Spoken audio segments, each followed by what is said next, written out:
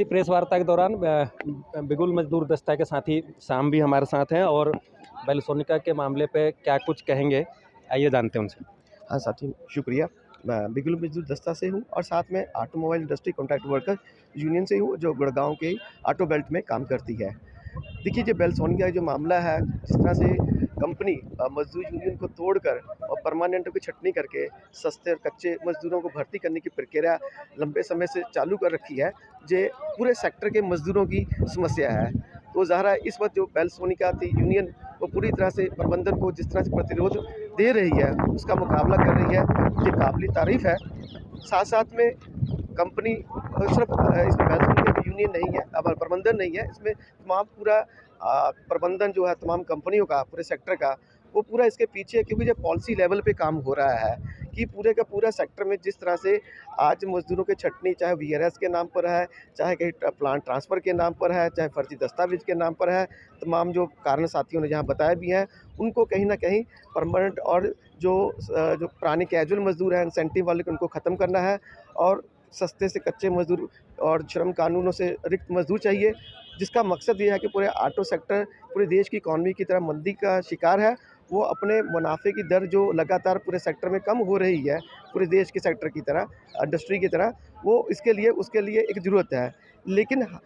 हम लोगों को इसका मुकाबला भी अब बड़े स्तर पे करना होगा। कोई एक फैक्ट्री ज़ाहिर साथी बहुत जुझारू तरीके से संघर्ष कर रहे हैं, लेकिन इसका मुकाबला करने के लिए, क्योंकि ये माँगें और सेक्टर की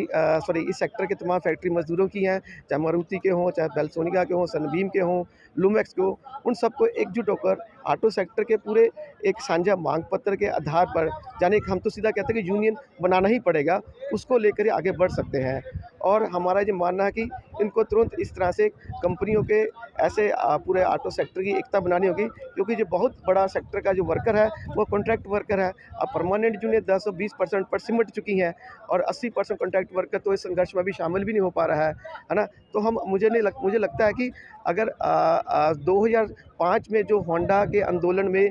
30-30 कंपनियां इस आंदोलन में शामिल हुई थी और उनको सफलता मिली थी, उस वक्त एक लहर पैदा हुई थी, और लेकिन साथ-साथ में उन्होंने पूरे उत्पादन की पट्टी को जाम किया था।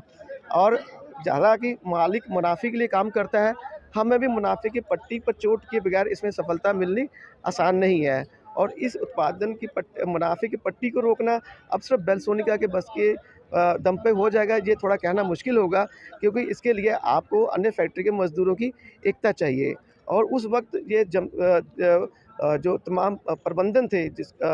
और इस इलाके में काम करने वाले, उन्होंने भी एक सबक निकाला था कि अब परमानेंटों को कॉन्ट्रैक्ट वर्कर से तोड़ना होगा। उसके बाद परमानेंटों को ज़्यादा से ज़्यादा इंसेंटिव भी दिए गए और कॉन्ट्रैक्ट वर्कर से कटती भी चली गई। अब उसके बाद अब सिर्फ यूनियनें जो हैं वो परमानेंट मज़दूरों की यूनियनें रह गई हैं। अपवादों को छोड़ दिया जाए, जब बेलसोनिका के मज़दूरों साथियों को छोड़ दिया जाए, ज़्यादातर यूनियन तो कॉन्ट्रैक्ट वर्कर के साथ खड़ी नहीं हो रही। अब बेलसोनिका के साथी जिस तरह से एक मज़दूर को मेंबरशिप देने पर भी उनकी सदस्यता रद्द करने का उनको नोटिस प्रबंधन की शैप पर श्रम विभाग से मिला और उसका मुकाबला कर रहे हैं। ये अच्छी बात है कि साथियों ने और ठेका मज़दूरों के खड़ा हो रहे हैं। लेकिन साथ-साथ में कल शाम को 7 बजे जो 7 तारीख को जो घटना सामने आती है कि तीनों सदस्य जो थे यूनियन के कॉन्ट्रैक्ट वर्कर, उनको भी उन्होंने किसी तरह से बाहर कर दिया है। तो हमें लगता है कि अब वक़्त आ गया है पूरे सेक्टर की एकता को एकजुट किया जाए, उस सेक्टर की एकता के माध्यम से लोगों को संघर्ष किया जाए, तभी हम लोग इस तरह के पूरे जो आज हम पर हमला हो रहा है, उसका मुकाबला कर सकते हैं।